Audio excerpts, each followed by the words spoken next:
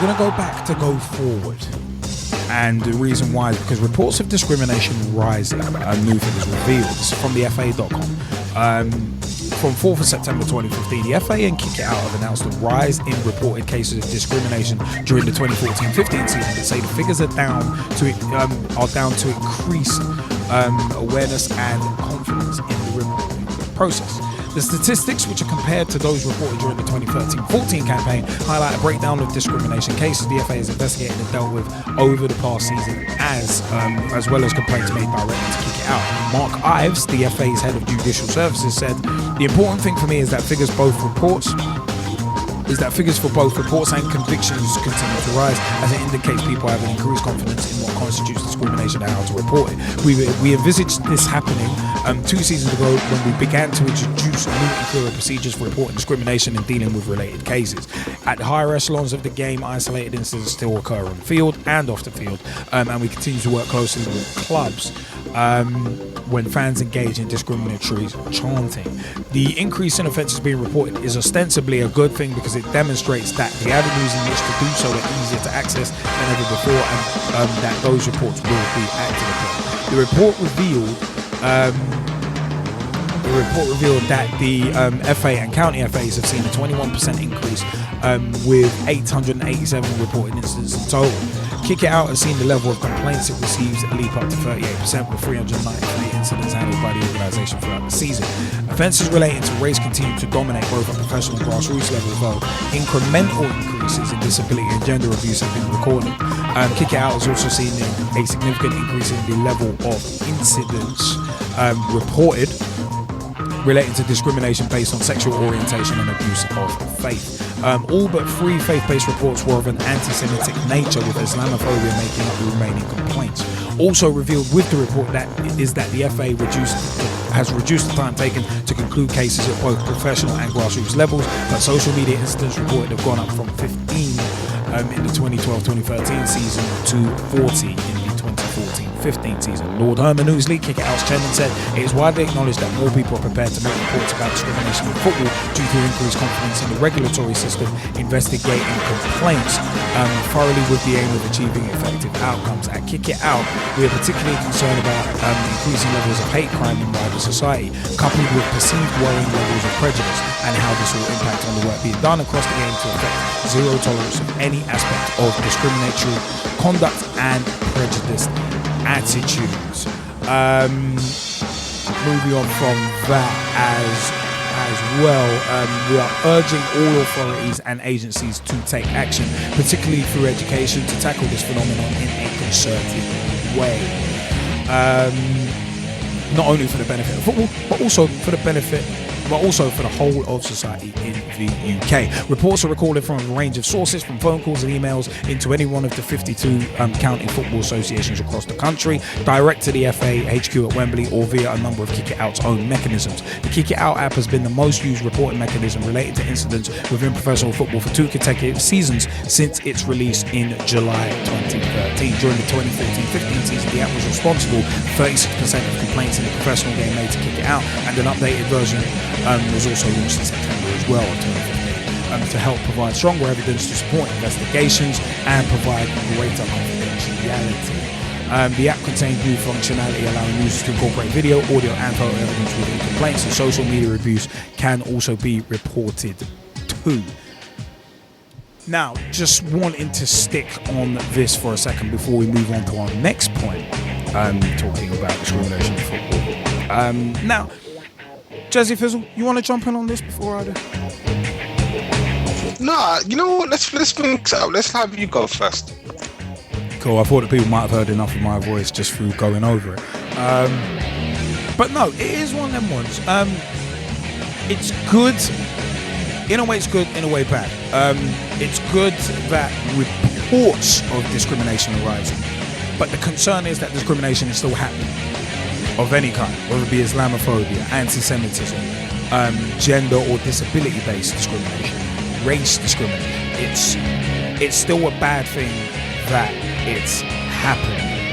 And one thing that has just finished happening is Lithuania versus England. Lithuania 0, England 3 is the final score in that match. Lithuania 0, England 3. Alex Oxlade-Chamberlain with the last of the 3 goals. Ross Barkley with the first, and Harry Kane's was in off the goalkeeper, so it was a goalkeeper's own goal. Lithuania 0, England 3 is a final score in the Euro 2016 qualifier. Now, it's one of them. It's a concern. It's definitely a concern that discrimination is still there in the melting pot that is British society, with everyone interacting with each other. It's still somewhat of a source of consternation that there is discrimination against those who are perceived to be different. For me, it is one of them ones. I mean, at least, in part, more people reporting it is a good thing. It's just a source of consternation for me that it's still there. But at least people are willing to step forward and report it. Because I did sociology for 2 years in secondary school and also 2 years in college as well, A-level. And unreported crime is one of them ones has always been a problem, because it's a case of for me it kind of almost relates to reasonable doubt, and I'm not talking about Jay-Z's first album either, as Where I'm From the second album plays underneath us, but it is one of them ones where there is that reasonable doubt where it's like, okay, just because crimes are unreported does it mean that they don't happen? It's like if a tree falls in the rainforest and no one hears it, does it still make a sound? I think the answer to both is probably yes. But the fact of the matter, but for me, the fact is, I'm glad it is being reported, and I'm glad that people do have that confidence in the system that it's actually going to make an impact. The fact that people have reported it is actually going to make an impact, and that's the important thing. The only thing that kind of concerns me is that the FA do tend to drop the ball on some things. The Mourinho v Carneiro situation would be the most recent one that I would think of in terms of the FA dropping the ball, majorly dropping the ball, because they didn't even invite Dr. Carneiro. They didn't even invite her to, as a witness. They didn't invite her to testify in an FA trial that was basically about what happened to her. So it's kind of like, it's just weird. Kick It Out are always on the case when it does come to discrimination in football and that kind of thing. They always have been very, very good. I think the FA needs to work even more closely with them. And the Kick It Out app, I would urge everyone to download it. At the end of the day, you can incorporate video, audio and photo evidence, and social media abuse can be reported too.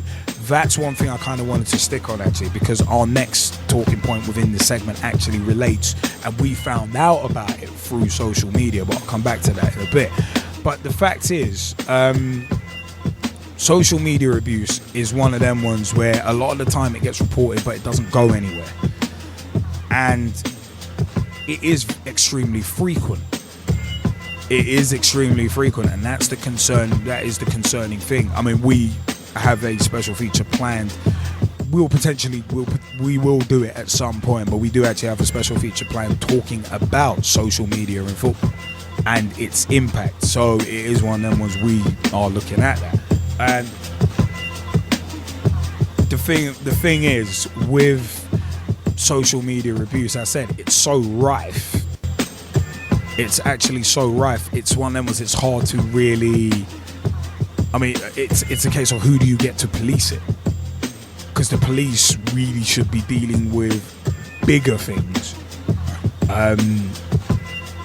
rather than someone on social media shooting their mouth off. But at the same time, people shooting their mouth off on social media and abusing people does need to be dealt with.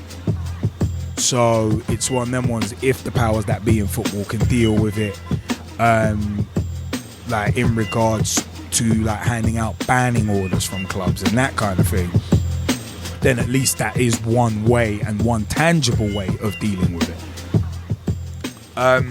Also, it is good that, of course, Kick It Out have their way of reporting it. I'm surprised the FA doesn't actually have their own app in terms of reporting it as well, but at least Kick It Out do serve that purpose. But as I said, it's good to see that at least more people reporting it, and that would be my opinion. Gezzie Fizzle, you want to jump in? Sorry, I was just finishing off some ready sorted French fries. Walker's what's it? Product promo money's in the pot. Thank you very much. And you know what, Gary? Whenever you're ready to step away, Walker's, I'm your guy. That's what I'm saying. No, but seriously, coming back to the topic, I think you kind of highlighted everything that for me is a little bit disconcerting about the whole process, right? So, number one, yes, Kick It Out had their own app, which is fantastic, and it's good to see that people are using it. But the FA doesn't have one. Can we see how there's a lot wrong with this picture? Very much so. You know, the FA should not be following the lead of Kick It Out. Kick It Out should be following the lead of the FA. But look, I'm not, one of those people to go and make major decisions, but I will tell you this, if you were to ask me, I would change some things. And it would probably be for the better. So, yeah, that's the first thing that's disconcerting. And while I agree with you, yes, that it's good that reports of reported incidents of discrimination are increasing, I also have two caveats to that. First one is, if reporting of incidences of discrimination are increasing, that must mean that there's an increase of incidences of discrimination, which can't be a good thing. No, of course not. Right? And then, of course, the second thing is, as much as all of that is good in terms of it's being reported, not that it's occurring, I want to make that perfectly clear. Well, the reporting of all this is good because it means that there's, a higher chance of these issues being dealt with. I also have to ask the question of how much isn't being reported. Right? And that's a very difficult question to answer because I know, the realistic answer to that is we will never know. I'm well aware of that. What I'm saying is even though it's increasing, probably something wrong, even in like that, because there's still a lot that isn't being talked about, that isn't being reported, isn't actually being dealt with. So that's my 2 cents on it. What needs to be done? I think FA need to be much more hands-on. I know my solution isn't as simple as them just developing an app, but if they don't have one and it seems to be working, why do the FA not have one? Yeah, especially as the powers that be that are supposed to be showing a shining example as well. This is it. And my other concern is in terms of, all right, the FA are working with Kick It Out. What about the Premier League? I'm personally, as much as I've kind of looked into this, it's usually always you hear the FA and Kick It Out. But what about the Premier League? You don't often hear. I'd say the Premier League, the Football League, and why not even take it over to women's football? With the WSL. The Football League do a lot of work in terms of addressing discrimination in football. I'm not doubting that. I'm just saying that in terms of prominence. Look at Brighton and Hove Albion. Brighton and Hove Albion work very closely with the police down there. It came out, it was during a documentary that I cannot remember the name of at the moment. I think it might have been in the Football Suicide Secret documentary, where they did show a bit of Brighton and Hove Albion and some of the work that they do on basically analysing and seeing if there is homophobic, racist chanting, among others as well. And they do take action at the Amex. So it's one of them ones where it's like, where it's one of them ones they are very, and the Football League in general are very good at doing that. But you never hear much about the Premier League, and it's disappointing rather than surprising, in my personal opinion. You never hear Scudamore coming out and saying, you know, we are going to have a day of, say, discriminatory awareness, where we are for a month, let's say, before every match, promoting awareness or going out into communities and promoting awareness. I think the responsibility it's looked upon as the club's responsibilities to be doing that. And to an extent, yeah, it is the club's individual responsibilities, but you've got to see the powers that be leading that charge. It's leadership by example, which I've always believed in is the best way. Leadership by example. That's the way I see it, anyway. No, I agree with you, and that's what I'm saying. I'm not disputing that the football league, clubs in the football league, play a very important part in dealing with this issue. I'm just saying that, arguably, in my opinion, they could do even more to make someone like the FA and the Premier League take notice. They say, well, look, why are you not doing more? Yeah. Right? You guys not only have more money, you have more notoriety and pulling power. If you really get behind this, amazing things can happen. That's just my opinion. So as I say, for me, while it's good that there's more reports, that just means that there's more incidences taking place, which is a terrible thing in itself. Of course, the question that also needs to be asked is how many incidences of these aren't being reported, because I know that there will still be a lot of those as well. And of course, why aren't the powers that be doing more about it? So we talk about, you know, the Premier League, talk about the FA. What about UEFA? What about FIFA? Right? UEFA should have a continent-wide initiative. In my opinion. Yes, they have the armbands and whatever else, but really, do you think that's enough? Yeah. Well, I would say, why isn't, you know, or why aren't the more serious cases, discrimination, not, you know, escalated by the country's FA to UEFA for them to deal with? That would just be one of my ideas. Yeah. To be. No, of course. I mean, and then of course, what about FIFA? No, I know.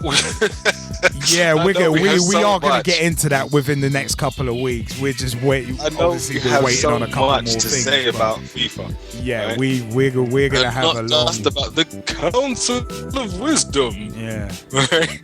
I know there's going to be so much more to say, but again, if we want to talk about leading the way in the beacon in this scenario, FIFA, where are you? Yeah. Let's be here. Seriously. Yeah, exactly. Right? Me, in my kind of flow diagram of the chain of command as to how you deal with these things, FIFA's the ultimate. They have the final say, and normally it's, you know, a uniform punishment in a very draconian fashion. Usually, I was gonna say usually with FIFA, usually with FIFA it is a case of most decisions they make end up deserving the -5 stars rating. Where in relation to talking about Sepp Blatter, it's a case of, if I want any crap out of you, I'll pick it out of your teeth. So it is one of them ones. I'll leave that one as that. But it's one of them ones. But you know what, yeah? Sticking with discrimination in football at this very moment, one thing that was brought to our attention this week. And big shout out to Girls on the Ball. Also big shout out to Brad Hicks and Russ Vernon as well, at Brad Hicks 20 on Twitter, who's one of our regulars, and also a big shout out to Russ Vernon, who passed this on, at _sports coverage on Twitter. And a big shout out actually especially to at West Ham _Central and at Stacey Little on Twitter as well. One thing that actually has come up this week, I said we were alerted to this by Brad Hicks, and further information was actually provided by Russ Vernon, so big shout outs to them too on this situation, and it is to do and it is to do with West Ham ladies, because Stacey Little heartbroken as she quits club. Now, there's a reason why this is in this segment. 7th of October 2015. West Ham ladies captain Stacey Little says she is heartbroken after she and 5 teammates quit the club. The midfielder claims they left when she faced suspension after speaking out about how the side was run. I am deeply hurt and disheartened. It's just not fair that I'm being blamed for everything, the 28-year-old told BBC Sport. Joint chairman Stephen Hunt and manager Mark Nurse had deemed Little surplus to requirements. It is one of them. Bear in mind, she's West Ham ladies captain. Keep that in mind. Nurse replaced former West Ham defender Julian Dix as manager of the Women's Premier League side, WPL side, South side, in July. Little, who helped raise nearly $3,000 for the club last season through a crowdfunding website, said she's been punished for voicing her opinion. We give all our time and money. We don't get anything for it, and we've been treated like that. I'd like to reiterate, we walked and were not released, as has been stated, because it's what we believe in, she said. That's what hurts me the most. I've put my heart and soul into the club. I've given blood, I've given sweat, I've given tears. It's been my life for 6 seasons. It chokes me out just talking about it, but that's what they've done to me. They've treated me so badly. I'm just heartbroken, to be honest. I tried to get Julian Dix in, and that came off. I've spoken to him about things. He's checked to make sure I'm okay, and he's given me support. West Ham ladies are one place from the bottom, or were at the time, of the 12-team Premier League South, WPL South, the level below the Women's Super League, with 1 victory from 5 matches. Little said some players have been unhappy with the management, including changes in formation and selection, and she called on Nurse to quit at a team meeting. 6 of them walked out when the captain was threatened with suspension, she added. After 6 years with the club, including nearly 2 as captain, Little took to Twitter to say she had been treated disgustingly. Kelly Blanchflower, Lily Mellors, Emma Sherwood, Kerry Stimson and Kaylee Zidas are also leaving West Ham as well. Kelly Blanchflower said via Twitter, at K_Blanchflower, she said, "No words will ever explain what happened today, still in shock." Now, the club said West Ham ladies who receive support from but are not affiliated to the Premier League club were expected to release a statement at some stage on Wednesday. Joint Chairman Hunt said a meeting was called by the manager for Tuesday evening to announce his decision to release a number of senior players, including Stacey Little, who he deemed surplus to requirements. The club is focusing its future on its main players, such as Aditi Chauhan, the Indian international, and Giulia Ferrandi from Italy. We also have a number of new signings being discussed, including players from women's Super League teams. West Ham finished 6th last season before Dix took a coaching role with the men's first team.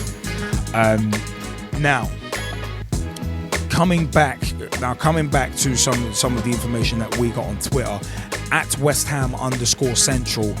Also, they actually did send the link, because on Twitter to an interview. They posted a link to an interview that they had with Stacey Little after this. So it's one of them ones. It was Russ Vernon at _sports coverage on Twitter who actually shared with us the interview. And Girls on the Ball, the resident women's football aficionados and also friends of the show as well, they actually did mention as well, club promise statement but only tweeted the FA's code of respect. It's a mess, feel really sorry for the players. So this was after the news was actually broken on October 6th. So it's one of them ones. And also Brad Hicks has said, from what I've heard, they would rather focus on foreign players rather than English players. And we've just said that they're looking to focus on two other players. So it's a very odd situation there. But Gezzie Fizzle, you want to jump in on this first before I do? To be honest, I don't understand it. I really don't. And that's the short version of what I have to say about it. At the same time, I think the thing that goes underappreciated at a lot of clubs in women's football, and of course at grassroots level in men's football as well, is, as you pointed out, you sacrifice your time, you sacrifice your money to be a part of the beautiful game, and at the end of the day, you care about the club. If you didn't, you wouldn't sacrifice your time and you wouldn't sacrifice your money. You wouldn't be taking that time, taking that money to be involved in it. You just wouldn't. You find other things to do, right? So if you're not allowed to have an opinion on how that club is run, when you've put so much time into it and put so much money, and I'm not just talking about paying sub fees, yeah? That's not it. I'm talking about cleaning the changing room. I'm talking about collecting sub fees. I'm talking about fundraising. I'm talking about providing refreshments and food. I'm talking about promotion. There's so many different elements, not to mention, mentoring of other players, recruitment of players. Right, and shout out to the London Blitz American Football Club, still got so much love in my heart for them. Blood bleeds blue. And the reason why I mentioned them is because that's where I learned all about that kind of stuff when I was a part of the club, and in many ways, I haven't left. Shout out to Hell Mel as well, aka Mr. Melvin Akins. I know mucker of mine as well. But the point I'm making is, if you take all of that time to commit so much of yourself, and that's really what we're talking about, a commitment of self to a club, and that's how the club then treats you in return, when really all that you want is what's best for the club in terms of longevity. I don't understand it. Don't understand it. So, Stacey, I will say this to you: I support you 10 million %, and I know that that's not necessarily a percentage, but the point is, I'm on your side. Yeah, because I can understand your anguish after putting so much time, so much effort, so much money, and of course, so much love, only for the club to treat you like that. Now, for me, I think this deserves to go to a tribunal. I think something needs to be done legally, and I also think that there needs to be a precedent set here, right? As to what clubs can and can't do, what players can and can't do at this level, right? And if at the end of the day, if you can't have a grown-up discussion about how the clubs run on multiple levels, right? As someone who is a major contributor and participant in and of the club, then something's wrong. Just business-wise, something is wrong. Then, of course, emotionally, directionally, something is wrong. So, again, for me, it's a puzzler. It's a puzzler. And as you say, wasn't she recently given the captain's armband as well? Yeah, she'd had it for almost 2.5 seasons. So it's like... So I'm like this, right? It's not like this is just any player, right? This is a player that's been nominated by her peers and other people in and around the club to say, yeah, we want you to be the face of the club, the leader of the club, right? If this person is turning around and saying to you, I've got concerns, right? And I'm not saying that a captain should have any more say over anyone else. I'm not saying that. But they should be one of the top people that you listen to. Well, the thing... For me, the thing is, on and off the pitch as well, because it will affect both. It's a case of, if your captain can't speak up about what's wrong, and if your captain can't speak up about what's wrong and try and help find a solution to what's going wrong with the club, then who else really can? Who else really can? If your captain's got no stroke, how demoralizing is that for everyone else? Because everyone else is going to think, well, if the captain can't speak about this, then is there really any point the rest of us being here? Because we're basically fighting a losing battle, and no one's willing, and the voice that is representing us is not only not being listened to, it's essentially being ostracized. So that, for me, if I was playing for West Ham Ladies right now, that would be a very, very huge source of consternation. And again, relating it back to the previous talking point that we were talking about, this is where VFA would need to get involved. This is where the PFA would need to get involved. This is where entities like this need to be getting involved, because at the end of the day, apparently, those entities are supposed to be looking out for the welfare of the clubs. So, as the powers that be, shouldn't they step in and help this situation? It's one of them ones. I mean, it's a case of, as you rightly said, it's like, this is not just any player. This is Stacey Little, the captain, being treated like this. So how demoralizing is that for everyone else? It'd be one of them ones. What? Speak out. If you speak out and don't agree with the owner or the manager, you're fired, essentially. Not even you're going to get moved out. It's just you're fired. That's the kind of message that's being sent out, and it's not a good message to be sent, because at the end of the day, this is the kind of stuff. Like Gezzie Fizzle, you will have heard me say before, I don't want women's football. I don't want the powers that be and people within women's football to make the same mistakes that the men's game has made for a number of years. And this kind of thing sounds like one of the mistakes that the men's game has made for years. Letting egos and small-minded people get in the way of the bigger picture.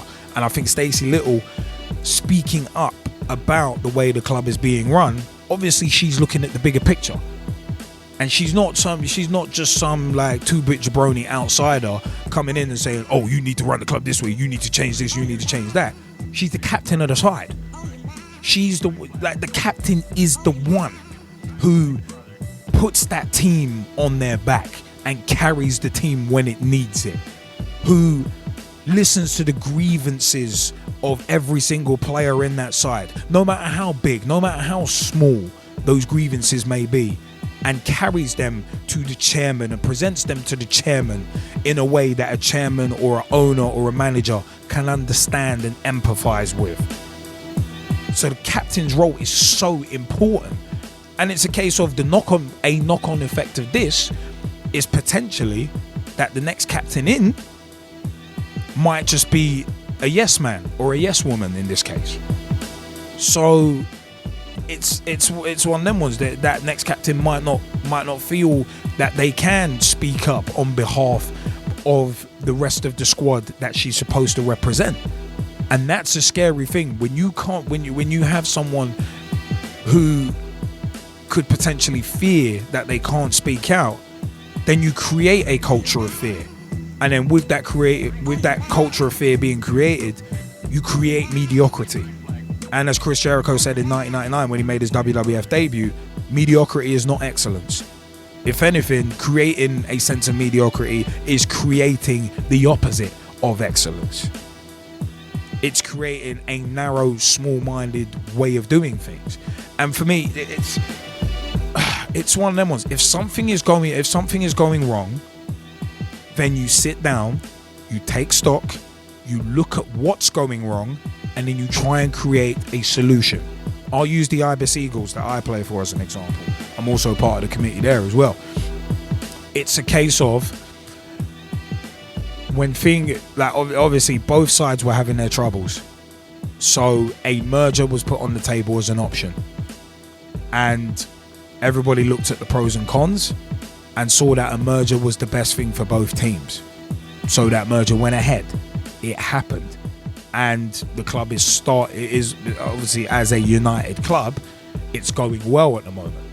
But there are certain issues that we need to still iron out that have been going on over the past couple of weeks. It's a shame the Gman's actually not able to be here this week, because obviously with the Ibis Eagles sixes, it's been a little bit of a struggle so far.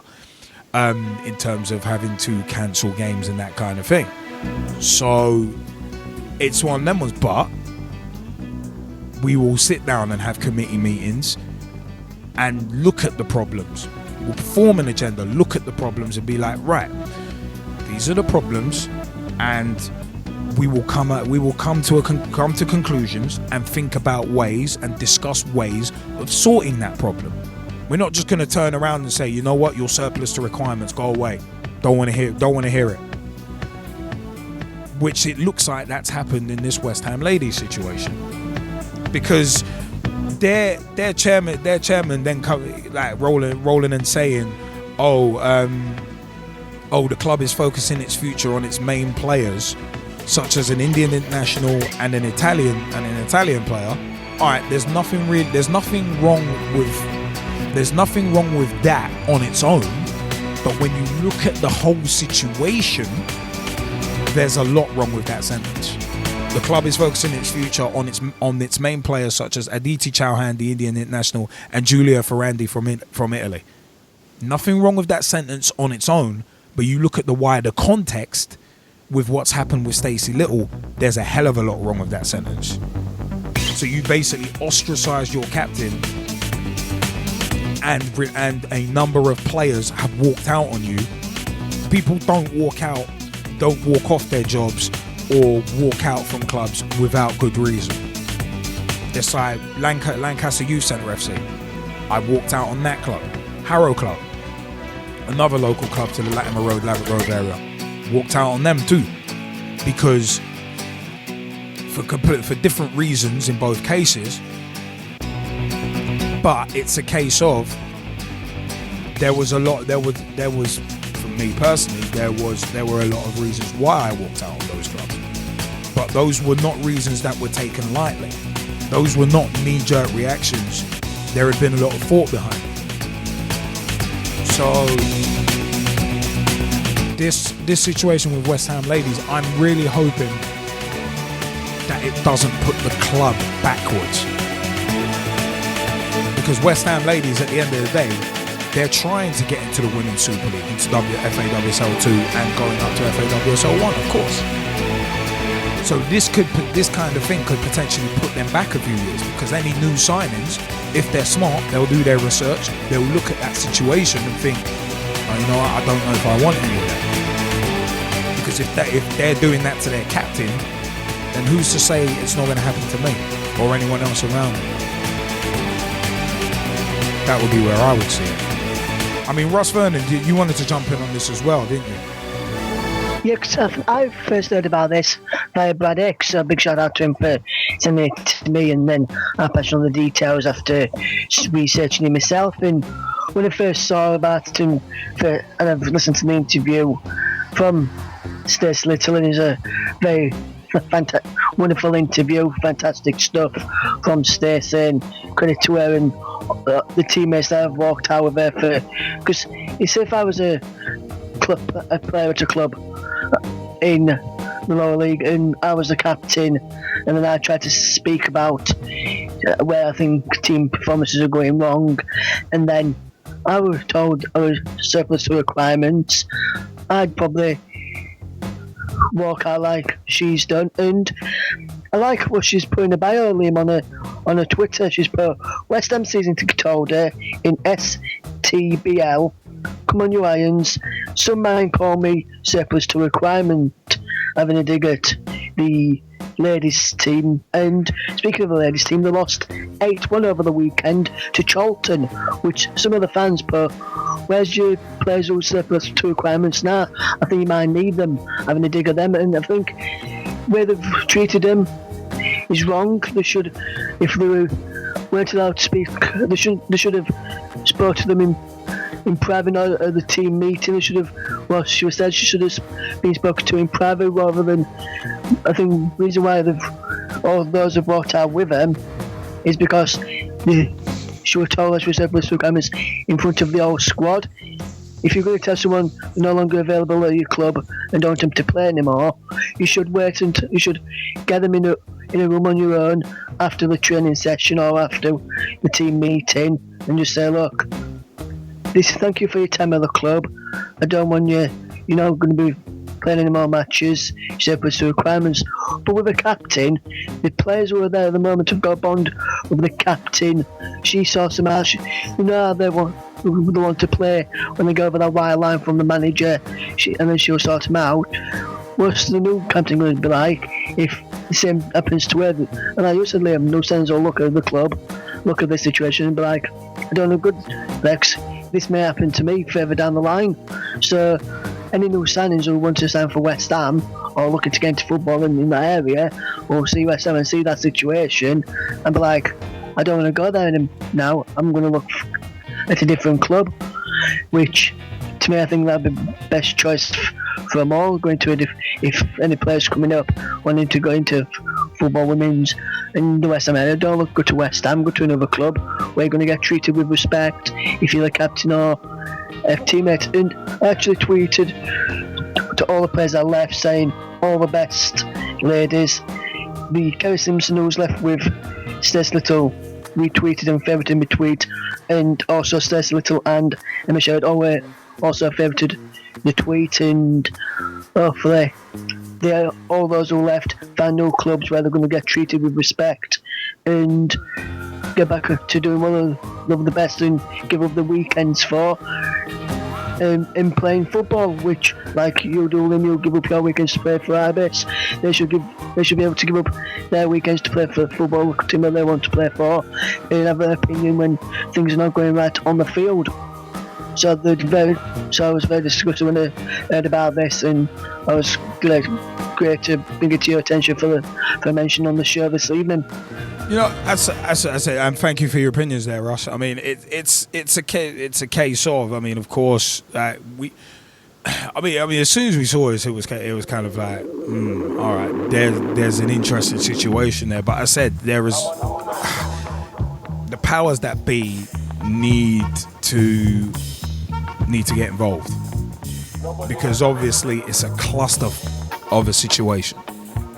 And at the end of the day, I said, hopefully it doesn't set the club back, because at the end of the day, the club is one of the major things within this: the welfare of the club and the welfare of the players.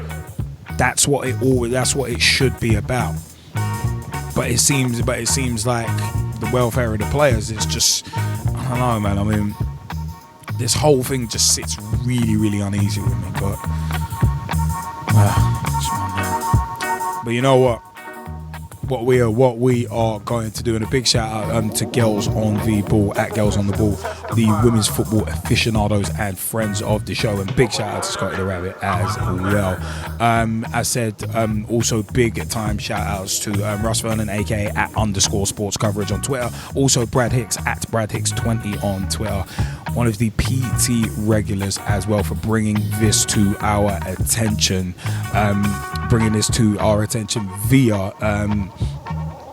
Via obviously via West Ham at West Ham _Central and at Stacey Little as well. Thank you for bringing that interview to our attention too.